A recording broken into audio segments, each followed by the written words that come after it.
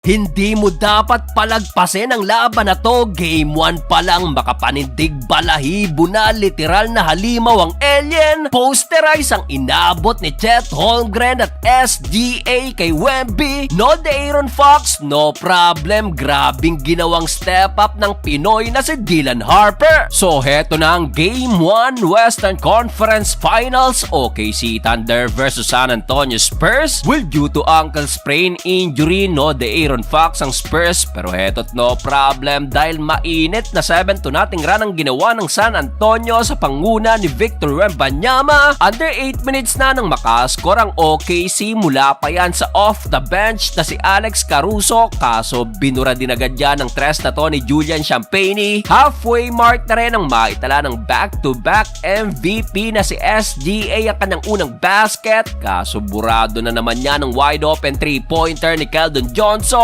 Pero Alex Caruso again, pumukol na naman ang another 3-pointer. Good start for AC na so far meron na agad 10 points off the bench. Bukod dyan, nagbabalik na si J-Dub, nag-init din down the stretch na kumana ng 4 straight basket, shooting 4 of 6 sa field to take the lead. Yun nga lang, Victor Wembanyama at Dylan Harper tinapos ang unang quarter sa kanilang back-to-back basket, tabla sa all-27, end of opening frame. Second quarter, Keldon Johnson, pasok na naman ang top of the key 3-point shot na nasundan pa ng back-to-back 3-pointer mula naman sa dalawang rookie na si Carter Bryant at Dylan Harper. Napatawag agad ng timeout ang defending champion, 36-29. Mukhang nakahanap ng katapat itong OKC. Heto pa another putback ni Wemby, gigil na gigil ang alien, dinakdakan pa si Holmgren at SGA, posterized dunk. Grabe, pero buti na lang mainit pa rin si Caruso na sumagot naman ng back-to-back 3-pointer with already 16 points. Step up ang second unit ng OKC. Jared McCain angas na angas din sa kanyang layup, kaso matapos yan, unstoppable pa rin ang alien sa ilalim. Grabe, at this time si J-Dub naman ang dinakdakan. Double-double na agad si Wemby with 14 points at 10 rebounds. Dito pumalo na rin sa double digit ang lamang ng Spurs, pero tinapos naman ni Holmgren ang first half sa kanyang nag-iisang attempt corner 3-pointer, baba sa pito, 51-44. Start of the third quarter, Chet Holmgren pumukol na naman ng 3, 2 of 2 beyond the arc at nasundan pa yan ng isa mula naman kay SGA na so far meron palang 7 points. Biglang nabaligtad ang momentum at sa 3 na to ni Lu Dort, nakuha na ng OKC ang labang 57-58. Galit na galit si Mitch Johnson sa depensa ng Spurs, pero Julian Champagnie to the rescue naman sa kanyang second 3-pointer. Kaso Jared McCain binawi lang din agad dyan sa kanyang corner 3-point shot. Pakitang gila sa mga feel-am guard. McCain versus Harper, sumagot naman ng layup. Step up si Harper na so far meron ng 13 points, 5 rebounds, 4 assists at 4 steals. Victor Wembanyama pahirap pa rin sa ilalim sa OKC with 21 points at 13 rebounds, habang si SGA under a minute mark kakakuha pa lang ng kanyang double figure with 10 points, shooting 3 of 10 sa field. Still tangan pa rin ng San Antonio ang labang, nagpahabol pa ng buzzer beater 3-pointer si Devin Vassell, 80-73, end of third period. Fourth and final quarter, mamaw pa rin si Wemby, dominating sa painted area, di mapigilan ni Chet Holmgren. Ilang na ilang naman si SGA kay Wemby, tutok ang tira, mintis. Dylan Harper, step up pa rin, no Fox, no problem. Grabe, 15 points, 6 rebounds, 4 assists at 6 steals, up by 9 points ang San Antonio Spurs. Halfway mark nang sumagot ng end 1 si SGA versus Wemby na nasundan pa ng pull-up jumper ni J-Dub. Under 3 minutes sa layup na to ni Caruso, baba na lang sa isang lamang ng Spurs. Buti to the rescue si Vassell sa kanyang another 3-pointer. Yun nga lang, heto Alex Caruso na naman, napabayaan sa kanyang top of the key 3-point shot, tablang talaan sa all 97. After nyan, last 11 seconds, Victor Wembanyama, crucial 2-point basket to the rescue, 101-99. Pagkakataon ng OKC, nalibre naman si SGA sa kanyang layup, tabla na naman sa all 101 at nauwi pang laban sa overtime. Overtime period, Stephon Castle nang gigil sa kanyang 200 dunk na nasundan pa ng putback ni Wemby, 105-101, pero Caruso na naman pinabayaan corner 3-pointer. Nalibre pa si J-Dub in transition, 106-101, 105. Lamang ulit ang OKC. Grabe si Caruso this game na meron ng 30 points with 8 3-pointers. Gandang save pa na to. Binato kay Wemby at sa dunk na to ni SDA. Lumamang na ng 3 ang Thunder. Pero hindi pa tapos ang laban. Victor Wembanyama sumagot ng logo 3-pointer to tie the game. Last 26 seconds. Mintis ang tres ni J-Dub at pupunta pa tayo sa second overtime. Second OT, Wemby na naman kumana ng another dunk. 4 straight points ang ginawa ng Alien. 112 to 108 with 36 points. Under 2 minutes, sumagot ng 13 Kayson Wallace pero Dylan Harper, grabe pa rin ang Pinoy na to and 1. Pero di pa rin tapos ang laban. Under a minute mark, sumagot na naman ng 13 J-Dub. 115 to 114. Grabing laban to, literal na finals. Wembanyama, halimaw pa rin. Monster poster dunk and 1 versus Holmgren. 118 to 114. Alien mode balala si Wemby. Grabe, eto pa alley-oop